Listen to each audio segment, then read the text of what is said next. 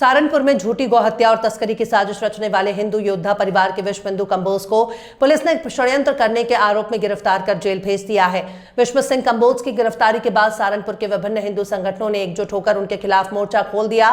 Press वार्ता के दौरान हिंदू संगठनों के नेताओं जिनमें विजयकांत चौहान भी शामिल हैं। हिंदू संगठनों का कहना है कि विश्व सिंह कंबोज लंबे समय से गौ तस्करी और गौ हत्या में संलिप्त लोगों का समर्थन कर रहे थे और उनसे मोटी रकम वसूल रहे थे। आरोप है कि हाल ही में उसने 50,000 रुपए लेकर गौ हत्या की झूठी अफवाह फैलाकर जिले का माहौल खराब करने की कोशिश की थी। हालांकि सहारनपुर एसएसपी के निर्देश पर थाना सरसावा प्रभारी ने इन षड्यंत्र को नाकाम कर दिया और विश्व सिंह कंबोज को गिरफ्तार कर जेल भेज दिया।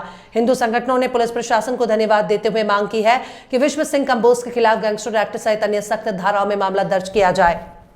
शहर पिछले कई वर्षों से शासन को, प्रशासन को, समाज को, मीडिया को हम जानकारी दे रहे थे। शहर का एक चर्चित भूमाफिया, गो तस्करों का दलाल, अन्य कई अवैध कानूनी गतिविधियों में चर्चित है। कई मुकदमे उसके ऊपर चल रहे हैं, जिसका नाम विश्व सिंह कंबोज है। विश्व सिंह कंबोज और उसकी पूरी टीम, उसके साथ जुड़े हुए अन्य गिरोह के लोगों पर हमने शासन प्रशासन से मांग की कि जो कल सरसावा के अंदर इतने हिंदू मुस्लिम दंगा कराने का प्रयास किया, होली और ईद के जैसे त्योहारों पर दंगा करा के समाज के अंदर भाईचारा को खत्म करने का प्रयास किया है। ऐसा अपराधी जो समाज में जहर घोल रहा है, कई समाज के हिंदू युवाओं को गुमराह करके अपने अनैतिक कार्यों के लिए इस्तेमाल कर रहा है, समाज के लोगों को ब्लैकमेल कर रहा है, गो तस्करी कर रहा है, गो हत्या करवा रहा है और कई तरह के मामले में वांछित है। कई मुकदमे उस पर चल रहे हैं, गुंडा हिजरी तरीबार की फाइल उस पर चल रही है।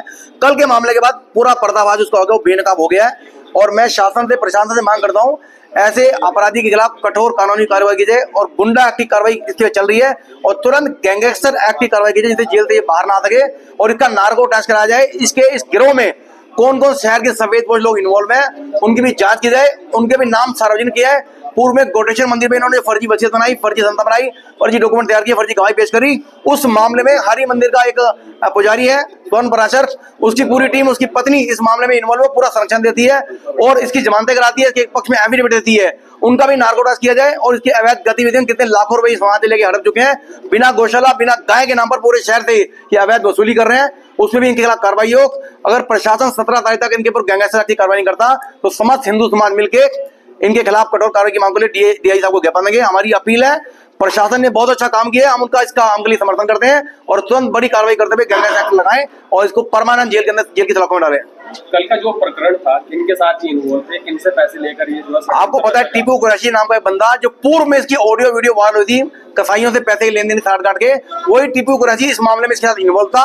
उसे 50,000 रुपए लेके इतने पुराने कंकाल गौ माता के लिए वहां पे हाईवे पे डाले और समाज को गुमराह करते हुए अफवाह फैला दी कि गौ हत्या होगी और समाज में हिंदू मुद्दे दंगा कराने का प्रयास किया, शहरी शांति को भंग करने का प्रयास किया।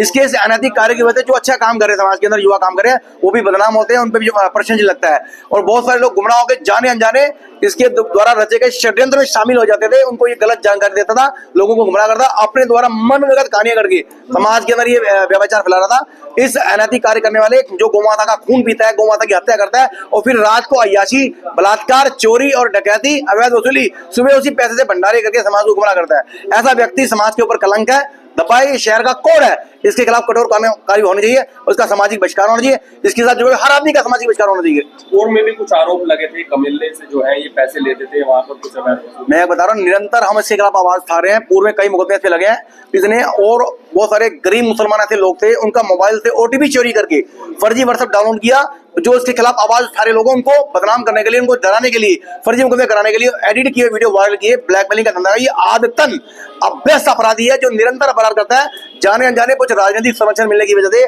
कोई कठोर कानूनी कार्रवाई न होने की वजह से इसके हौसले बुलंद थे और आज प्रशासन ने इसके ऊपर कठोर कार्रवाई करके समाज को एक दिशा दी है, संदेश दिया कि कानून से बड़ा कोई नहीं है। कोई भी अपराधी हो जो अपराध करता है, लगातार बात करके जितना नहीं रह सकता और बाहर नहीं रह सकता, कानून के हाथ लंबे हैं। एक ना एक दिन ऐसा अपराधी कानून गिरफ्त में अवश्य आता है। आज ये आ गया है, अब हम चाहते जेल से बाहर ना आए और इसका गिरोह भी बेनकाब हो, उसके नाम भी सार्वजनिक नहीं हो।